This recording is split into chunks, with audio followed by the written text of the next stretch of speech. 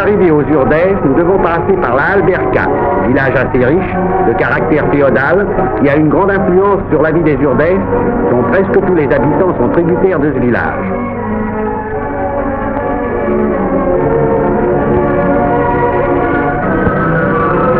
Voici l'église de la Alberca. Deux têtes de mort dans leur niche semblent présider aux destinées de ce village. Les maisons ont généralement 3 étages et leur architecture est peu fréquente en Espagne. Elles donnent aux rues un aspect moyenâgeux. Les maisons, pour la plupart, portent gravée au-dessus de la porte une inscription religieuse. Ave Maria, l'Immaculée, qui conçut sans péché.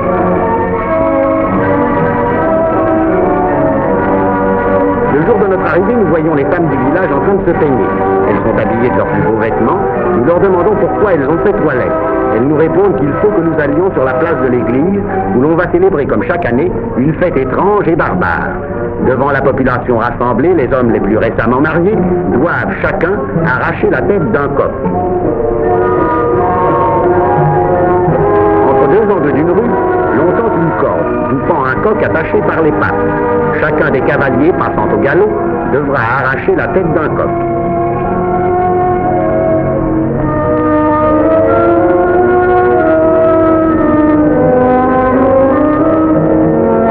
Après avoir triomphalement promené la tête du coq par les places et les rues du village, les nouveaux mariés offrent du vin à toute la population.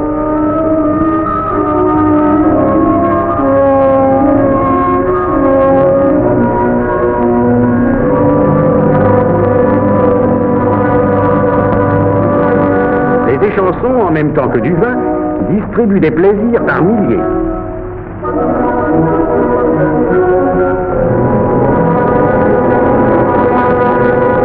Parmi la foule, nous apercevons cet enfant, richement orné de médailles d'argent. Bien que ce soit des médailles chrétiennes, nous ne pouvons nous empêcher de penser aux amulettes des peuples sauvages d'Afrique et d'Océanie.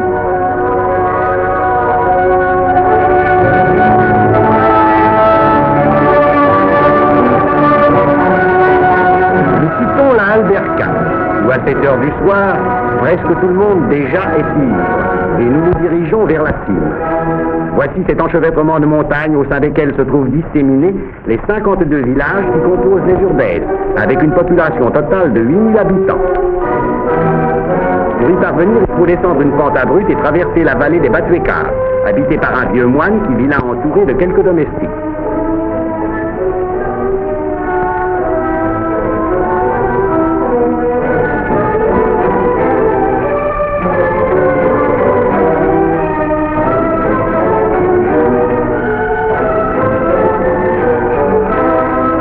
Cette vallée fut habitée 4 siècles durant par des moines, des carmes, qui prêchèrent la religion chrétienne dans les villages les plus importants des Urdèves. Les Batuecas ont conservé des vestiges d'une vie préhistorique intense. On a trouvé dans leurs cavernes des peintures d'une exécution savante, représentant des hommes, des chèvres et des abeilles.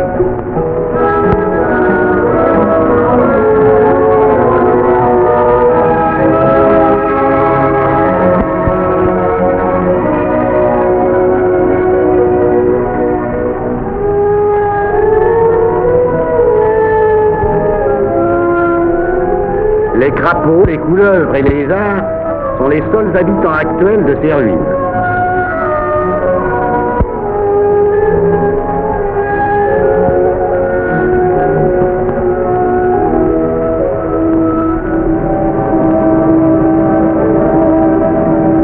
La végétation est d'une grande richesse. Plus de 200 espèces d'arbres croissent ici librement. Cependant, à 5 km de cette vallée, on ne rencontrera plus, à part quelques rares arbres fruitiers, que du cis et de la bruyère. Le couvent est entouré d'une muraille de 8 km de pourtour, qui le protège contre l'attaque des loups et des sangliers. À l'intérieur de l'enceinte formée par la muraille, se dressent, disséminées çà et là, les ruines de 18 ermitages que signalent toujours un ou plusieurs cyprès.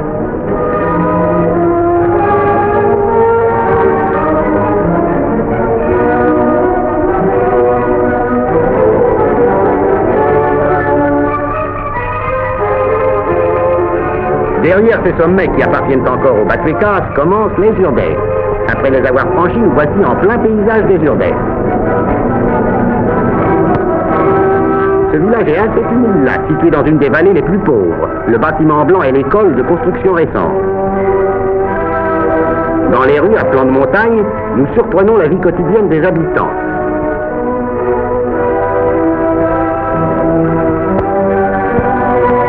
Détail curieux, dans les villages des Urdèces, nous n'avons jamais entendu une chanson. Parfois, on voit courir au milieu du village un misérable petit ruisseau qui descend de la montagne. L'été, il n'y a pas d'eau trop dans le village que celle-ci, et les habitants l'utilisent malgré la saleté répugnante de son lit. Voici quelques scènes surprises au passage. Le ruisseau sert à tous les usages.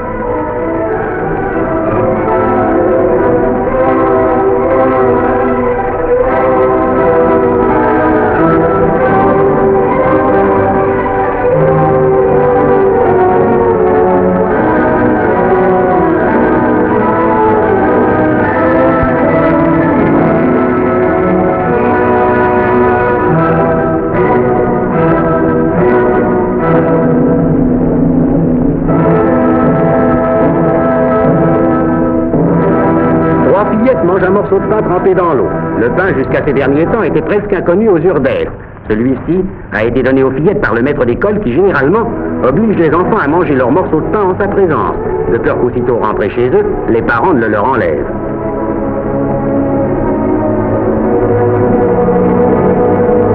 On appelle les enfants à l'école.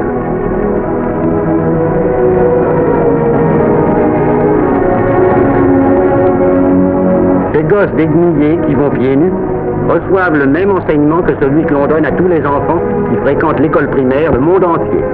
Les vêtements sont importés par les Jourdanos qui émigrent pendant quelques mois de l'année sur les terres de Castille et d'Andalousie. Ils s'adonnent surtout à la mendicité. À leur retour au pays, ils partagent les lots de vêtements en échange de pommes de terre.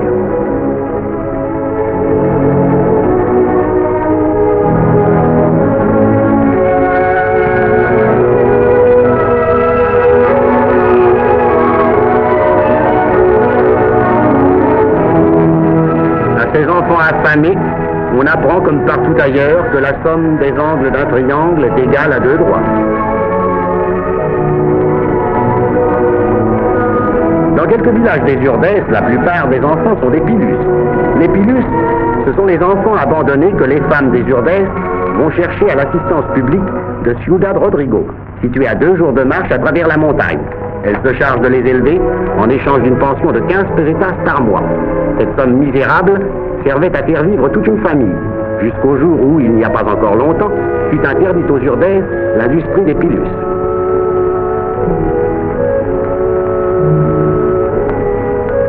Une image inattendue et choquante que nous découvrons dans l'école. Que peut bien faire ici cette gravure absurde? Nous ouvrons au hasard un livre de morale que nous trouvons sur une table. L'un des meilleurs élèves écrit au tableau, à notre demande, une des maximes de ce livre.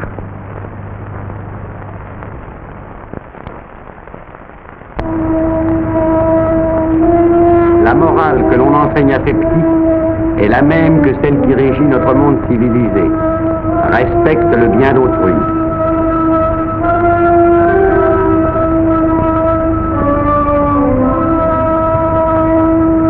Dans cette vallée relativement riche, on rencontre quelques noyers, des cerisiers et des oliviers. Ceci est le village de Martinandran. Ces croûtes que l'on voit entre les arbres et qui évoquent la carapace d'un animal fabuleux ne sont autre chose que les toits du village. À l'entrée du village, un cœur de tout nous accueille. La majeure partie des habitants sont malades. Les tableaux qui se présentent à notre vue sont d'une misère désolante.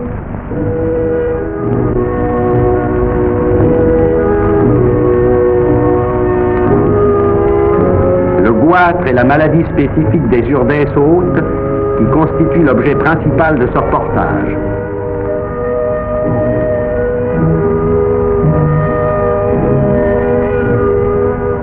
Voyez cette femme avec son goitre. Elle n'a pas plus de 32 ans.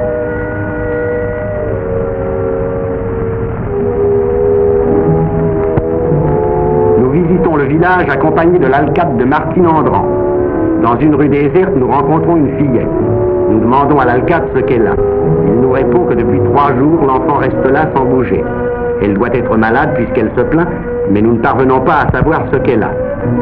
Un de nos amis s'improvisant médecin s'approche d'elle pour s'informer de ce qui lui fait mal à la gorge. Il lui demande d'ouvrir la bouche et nous pouvons voir ses gencives et sa gorge enflammée. Malheureusement, nous ne pouvons rien faire pour elle. 2 jours après, nous sommes revenus dans ce village. Comme nous demandions de ses nouvelles, on nous a répondu que la fillette était morte.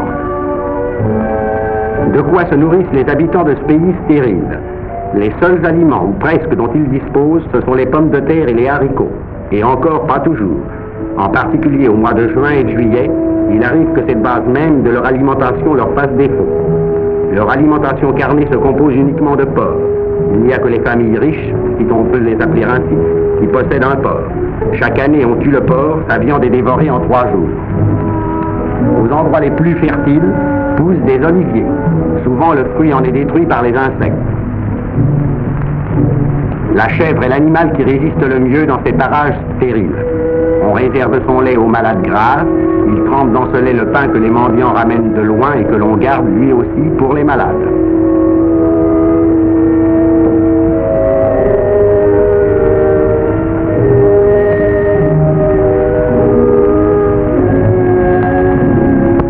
On ne consomme de la viande de chèvre lorsque l'une d'elles se tue, ce qui arrive quelquefois quand le sol est abrupt et les sentiers escarpés.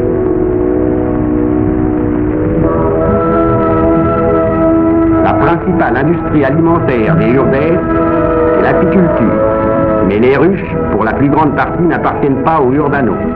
De plus, le miel que les abeilles extraient de la fleur de bruyère est très amer.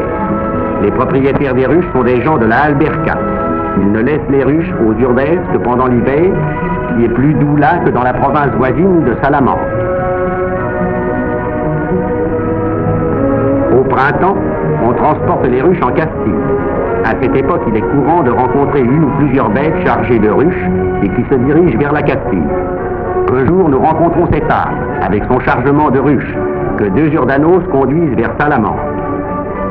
Un peu plus tard, tandis que nous mangeons tranquillement, nous entendons appeler au secours. Les Urdanos avaient attaché l'arbre, duquel une ruche était tombée, et l'animal avait été ensuite attaqué par les abeilles.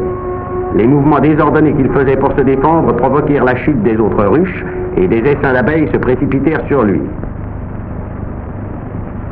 1 heure après, l'animal était mort. 1 mois avant notre arrivée, 3 hommes et 11 mulets avaient été tués de la même façon.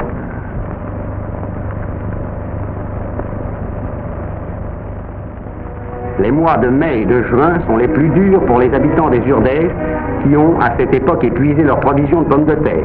Ils se nourrissent alors de cerises, et comme la faim les empêche d'attendre qu'elles soient mûres, ils les mangent vertes, ce qui leur donne la dysenterie. C'est alors que commence l'émigration. Les hommes que la maladie ne retient pas, que les fièvres ont épargnés, partent pour la Castille ou l'Estramadour pour tenter de travailler à la moisson. Nous rencontrons quelques-unes de ces caravanes composées de 10, 30, 50 hommes, pourvus en tout et pour tout d'une couverture. Ils n'ont ni argent ni pain, et ils vont très loin, à pied, pour chercher du travail. Nous croisons, plusieurs jours après, un groupe de ces hommes qui s'en reviennent comme ils sont allés, sans argent et sans pain.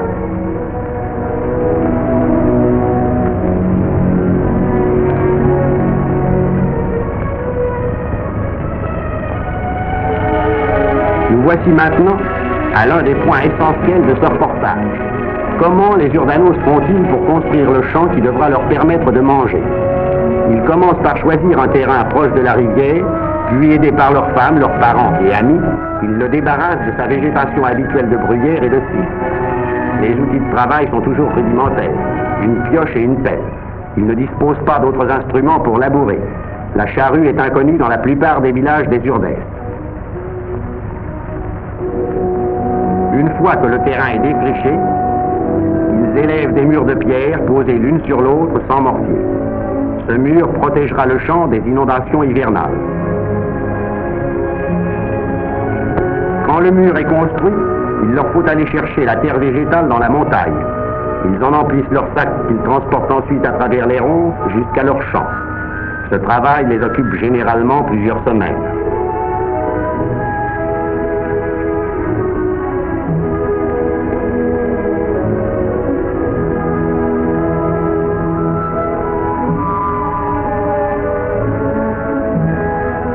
Voyez la mince couche de terre végétale qui recouvre un champ Urdano. La première année, la récolte est abondante, mais ensuite la terre s'épuise faute d'éléments nitrogénés et devient stérile.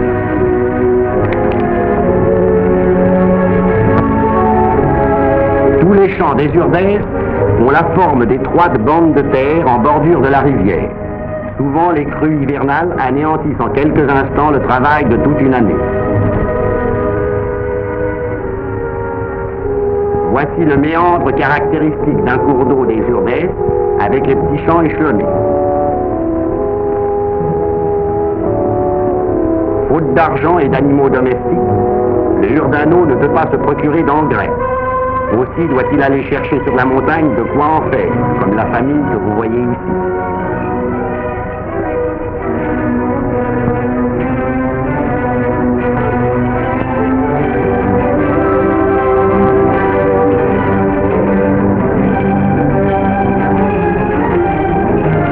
Les chemins sont difficiles et les chaussures sont rares.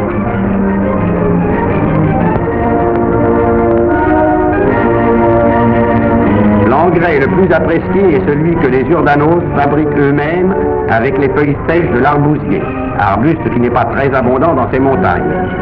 Une fois arrivés à un endroit propice, ils emplissent les sacs de ces précieuses feuilles. Mais en ces endroits, la vipère est un animal très répandu. L'un de ces paysans a été piqué au doigt il y a quelques jours par une vipère en cueillant les feuilles d'arbousier. La morsure n'est presque jamais mortelle de soi-même. Ce sont les Urdanos qui, en essayant de se soigner, s'infectent parfois mortellement.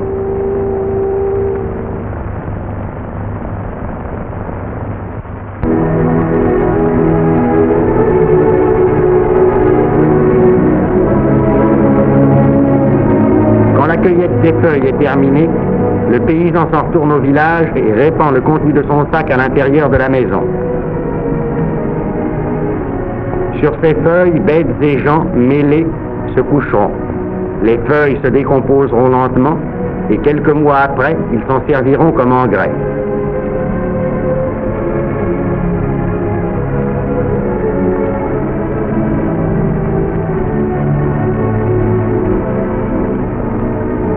Voici la maison d'un habitant de Fragosa.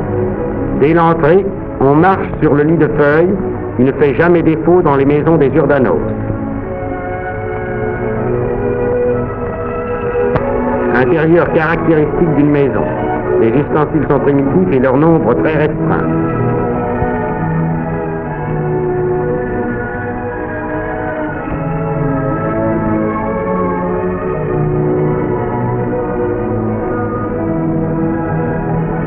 La fumée sort des maisons par où elle peut. Il n'y a pas de cheminée et pas de fenêtre.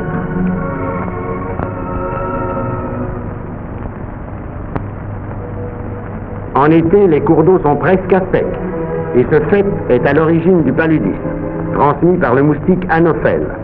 On peut dire que tous les Urdanos sont paludiques. Cette maladie est à présent combattue par les médecins des 3 factories des Urdèces. La larve doit monter à la surface de l'eau pour respirer. Si elle se tient parallèlement à la surface, c'est une larve d'Anophèle. Si elle se tient perpendiculairement à la surface, c'est une larve de Culex, moustique inoffensif.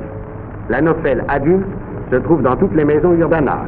On le reconnaît au fait qu'il se pose perpendiculairement au mur.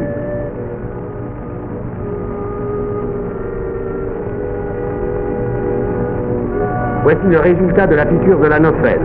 Un homme attaqué par la fièvre assis près de sa maison.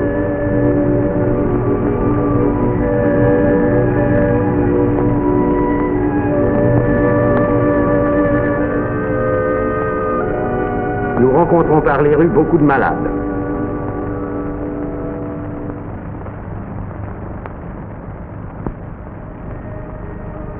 Cette malade, couchée sur son balcon, ne se doute pas de notre présence.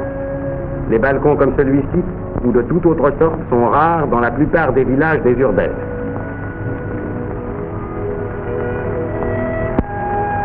Les nains et les crétins sont en grand nombre dans les urbex hauts. Généralement, leur famille les emploie à garder les chèvres. Certains sont dangereux. Ou bien ils fuient l'homme, ou bien ils attaquent à coups de pied. On les rencontre dans la montagne vers la tombée de la nuit, alors qu'ils regagnent le village. Et nous eûmes de grandes difficultés pour arriver à filmer quelques-uns d'entre eux. Le réalisme même d'un Jurbaran ou d'un Ribera reste encore bien au-dessous d'une telle réalité. La dégénérescence de cette race est due principalement à la faim, au manque d'hygiène, à la misère et à l'inceste. Le plus petit que vous voyez ici a 28 ans.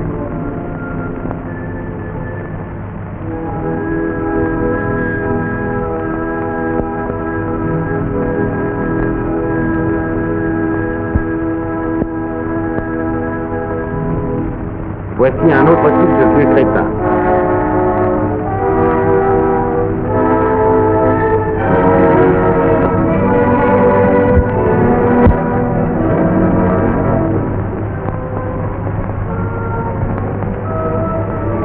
Un autre crétin. Ce crétin presque sauvage, nous n'avons pu le filmer que grâce au concours d'un de nos amis urbanos qui a su amuser et calmer son interlocuteur. Un jour, nous voyons un groupe de gens devant la porte d'une maison. Un enfant venait de mourir. La mère.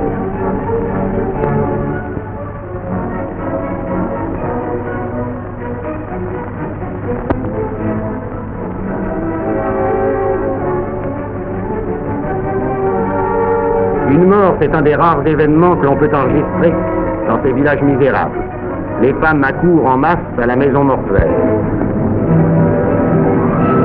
On nous a expliqué les complications qu'entraîne le transport d'un cadavre du fait que dans beaucoup de villages, il n'y a pas de cimetière. Il a fallu qu'on transporte cet enfant jusqu'au cimetière de l'Union Morale et nous décidâmes de suivre le corps. Le corps fut placé dans une auge et conduit pendant plusieurs kilomètres à travers la broussaille. Si le mort est un adulte, on attache le corps à une échelle et on le conduit ainsi jusqu'au cimetière. Cela exige parfois des heures de marche. Vous voyez le passage d'une rivière avec le cadavre.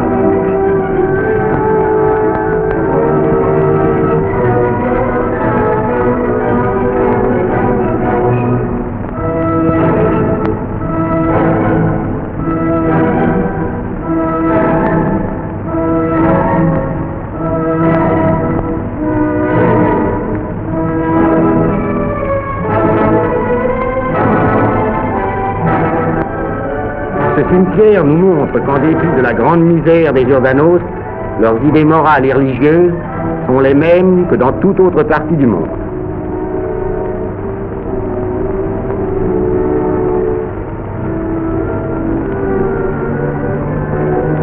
L'emplacement des tombes est indiqué par une croix ou un morceau de bois.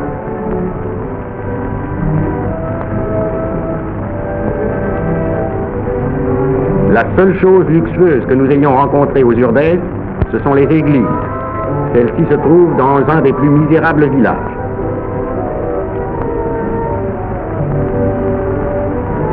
Un intérieur parmi les plus confortables. Il y a ici le père, le fils, la bru et les deux petits-enfants. Au mur, la présence de ce papier découpé et l'alignement des couvercles attestent un certain sens de la décoration. Dans quelques villages, une femme parcourt les rues la nuit. C'est la criée de la mort. Elle va, agitant une sonnette, et parfois s'arrête pour psalmodier une prière.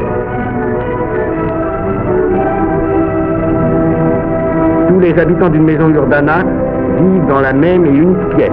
Mais comme cette maison-ci est un peu plus confortable, elle se compose d'une étable à un étage inférieur et au premier étage de la cuisine et d'une chambre. Exceptionnellement, il y a un lit.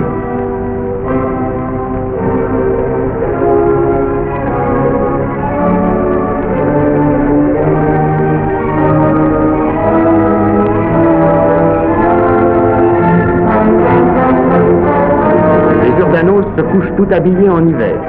Ils portent leurs vêtements jusqu'à ce qu'ils tombent en lambeaux.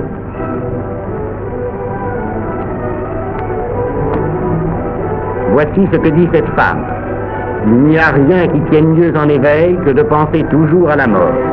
Réciter un Ave Maria pour le repos de l'âme de...